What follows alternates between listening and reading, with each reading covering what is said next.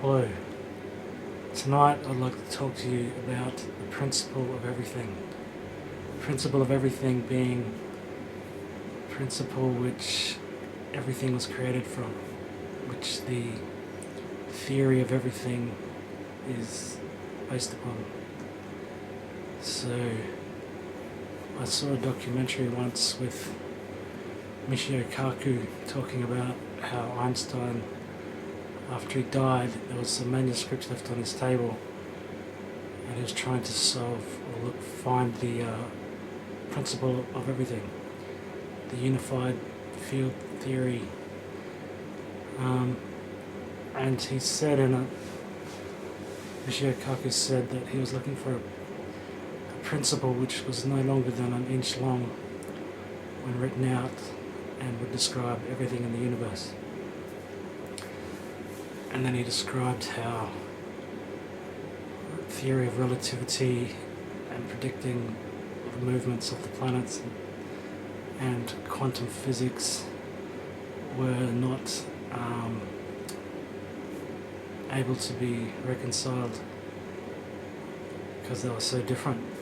So after thinking about the question, I came up with this idea, and I'd like to show you now. Also, I want to say that this is going to be a little bit, so this is for physicists to look at, though I will start talking about stuff which may seem a bit strange. At the end of the video I will tie it all in together, how possibly you could use this to use it in physics to marry theory of relativity and quantum physics together. Just some ideas. So there's tons which I won't be going into, lots of things, but this is enough to get people thinking. So I'd just like to show you the principle now. So this is the principle without that dot. So this is the principle: negative, neutral, positive, neutral. It can also be said like this: JHWH, or it can also be said like this: yin and yang.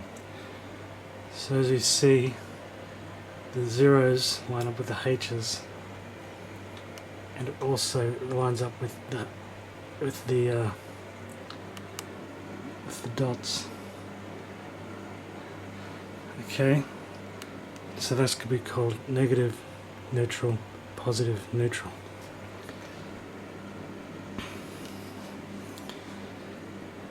YHWH being the name of God in Judaism.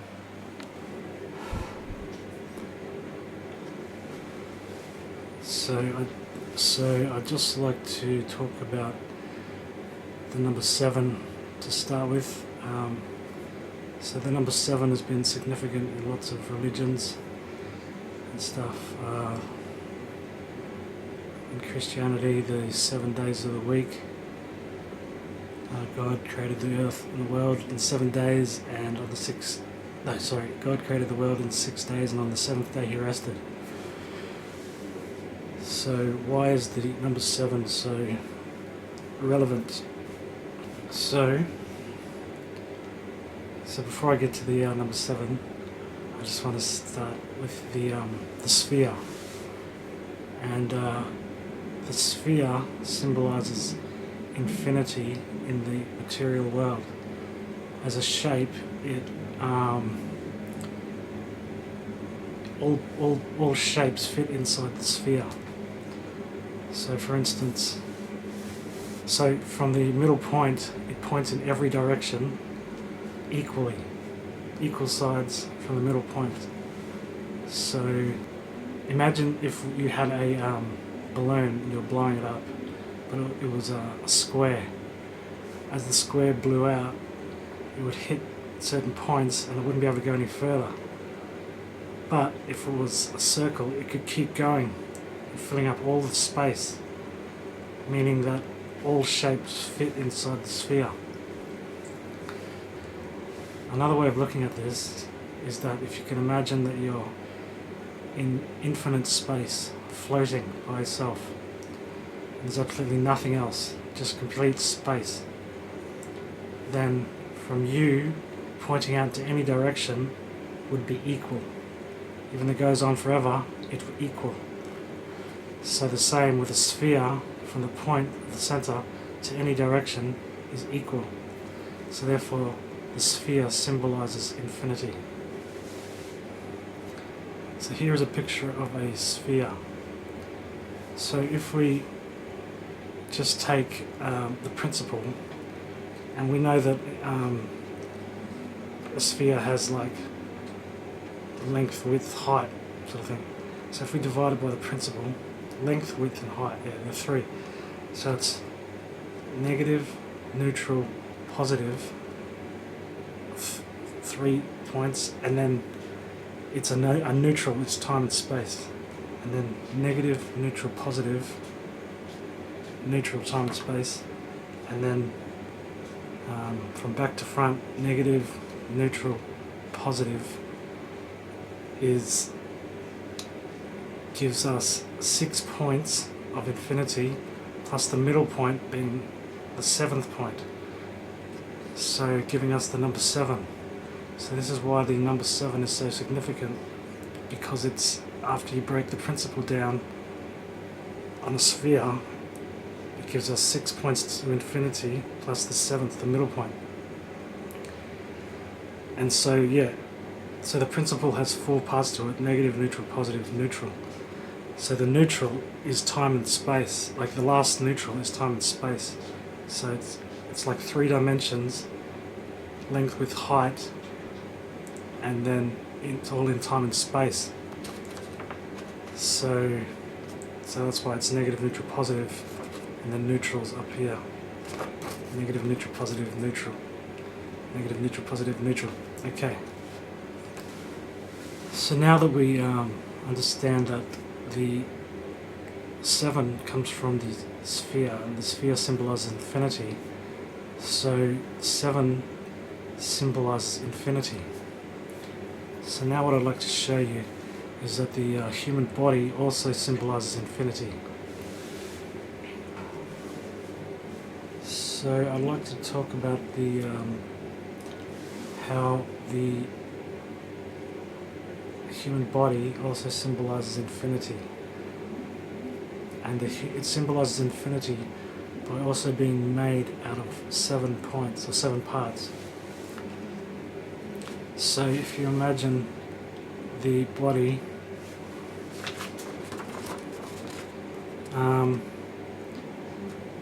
so it fits into a sphere, so as you can see here. So if we just take away 2 arms and 2 legs, so it has 2 arms, 2 legs, which equals 4, plus a head and a penis, which is 6, plus the middle part here, which is 7. So that's 7 parts to the human body, which is the same number as infinity, as the sphere. So also within each part of the body there is also 7. So if we imagine an arm, it has 5 digits plus this 6 plus this 7, so it's connected to the 7. And same with the leg, it's got 5 digits plus the leg 6 connected to the sole of the foot 7. And so the other part's a bit complicated, but so what it suggests is that like it's the body is made up of 7, and then each part of the body is made up of 7 also, which is just like a hologram. You take one part off and it contains the whole, but it's not holographic, it's just symbolic like a hologram. So before I go any further, I just have to explain opposites. What opposites means as far as I've come up with. So to me, what opposite means is the same but different. The same but different. So if you got anything like opposites, like a man and a woman, so they are the same. They have 2 eyes, 2 legs, 2 arms. They look the same, but the man has a penis, the woman has a vagina. So they're different. So they're the same but different. So like black and white, the color black and white, like they're both, I mean, people can argue that they're shades or whatever, but they're both in that range of, they're a color, to put it simply, but they are different. So one's the most brightest and one's the least, the most darkest, a little, yeah. So also opposites can also have like multiple opposites. So like for instance, like a black man and a white man, they can be considered opposites also. And they are the same, but they have different colored skin and perhaps different features, but they're considered opposites as well. Also because like the color thing. So like one being the most white and one being the most black. So this suggests that there's multiple opposites. It's not just like one thing is opposite. So it's more to be in relation to. Yeah. So opposites again, like small and big. They're opposites, but they're also on the same spectrum. They're on the same pole. So one's at one end, the one's at the other end. Big and small. So yeah, using this as a measuring stick, the same but different, will be going forward. So coming back to the idea that man is symbolic of infinity, and the sphere is symbolic of infinity also. So if we take the sphere and we fold it this way, or like, let's say we take a circle and we fold it this way, they're perfectly symmetrical. They both line up with each other, perfectly symmetrical. So in the same way, when you take a man and you fold him this way, vertical, he lines up perfectly, symmetrical. So that's similar, or that's the same as the sphere. So we can easily see that there's a similarity between the sphere and the man, in that they're folding it vertically, we basically line up symmetrical.